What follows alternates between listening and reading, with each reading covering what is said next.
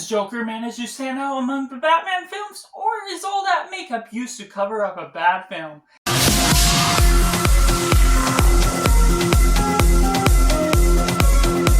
And welcome to Cinema, where we focus on a film. I'm Josh, this is Simply Cinema. Let me know down in the comments below what you thought of Joker 2019. Is it good? Is it bad? Or somewhere right in the middle? How does it connect with you? And if you're excited for Joker 2 coming up, make sure to like this video if you enjoy it. Subscribe if you haven't already to join in the film culture community where we talk about the love of cinema as a whole.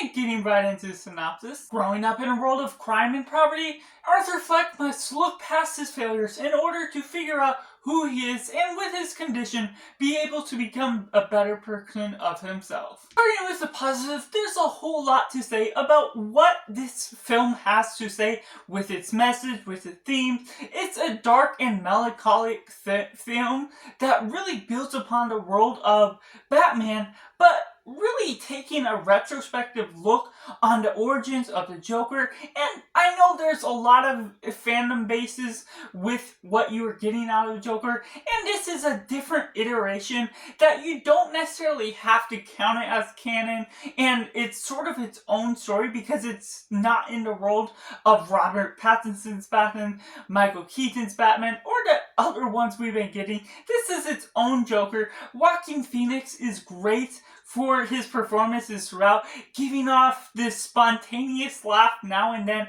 that really works for the character that you're building upon, and you're really getting to get into the emotional side and see the sad side of his life growing up with poverty and all of this crime that's going on, and the impoverished don't feel like they're treated right when there's all these rich people here, there. And so it sort of builds upon this message that's going against the rich, not necessarily targeting anyone specific, but feeling close to home, close to real life.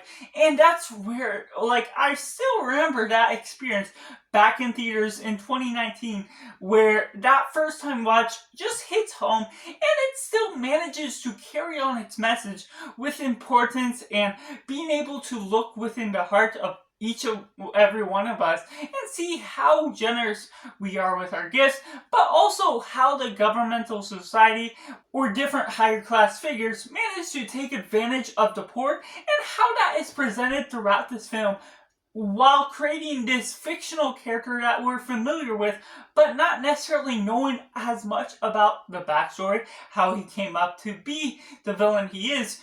You sort of get sentimental and connected with the character because they present a relatable story in the sense of knowing what it could be like to be poor, and creating all this background where the cinematography is really wonderful, really sets the tone, sets the mood, and the music on top of that is just a cherry on top that really hones in on the tone, the mood. There's different songs here and there that kind of get sporadic, but really fit also what they're doing. Well, it's not necessarily feeling like it's interrupting the dialogue, the flow of the story, the natural longevity of the nature of what the message is carrying on, and what we get out of couple side performances, some side characters with Robert De Niro as Murray, the talk to host, and other ones along the way just managed to balance in scenes with the side characters, and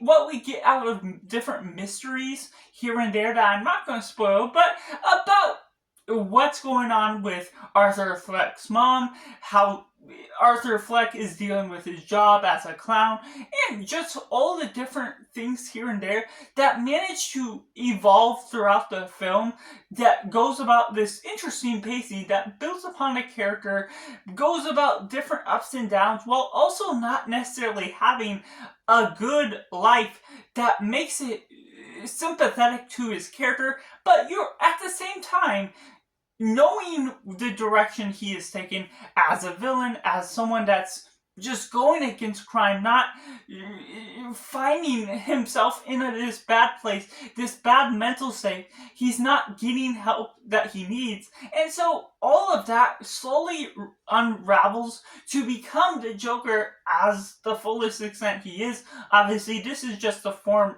when he's just becoming a Joker, but that's doesn't make you any more excited for his character. So there's a dark undertone that naturally works within the messaging that this Joker character is placed within, but it's also a well-made film for how it describes its message, what it shows by the presentation, and not just by the speech.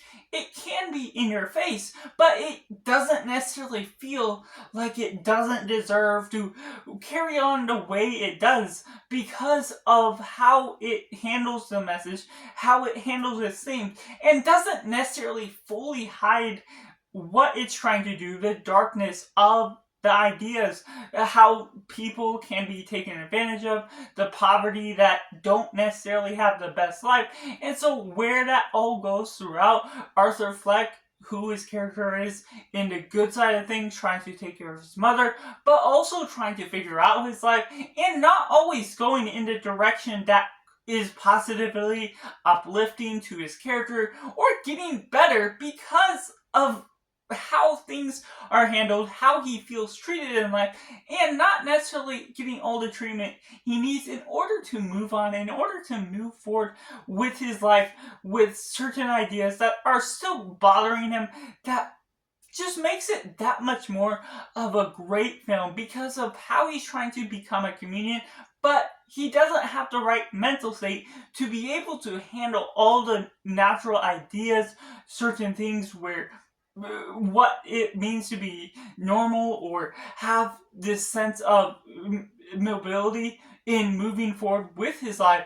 And once you're uncovering all of the background details of his life, who his mom is, who he's connected with, and how that all impacts him at the end of the day, just becomes so great. The musical numbers are great. The dancing is just a fun little twist that makes it a little more unnerving.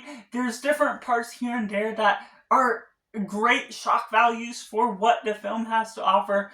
Just gunshots, other things that you uncover along the way, having great secrets that become that much better, even upon rewatch, just having that sentiment to what you're building upon with the message, and knowing sort of how it's connected to the world of Batman, but Joaquin Phoenix delivering on his own Phoenix, with Todd Phillips being a great director to capture the magic that is going on with this film as a whole, which takes me into the mix element, to which upon rewatch, some of the beats feel a little out of place. The flow of the story doesn't naturally feel like it's going straight forward. It feels like you need a little bit more out of some of the side characters.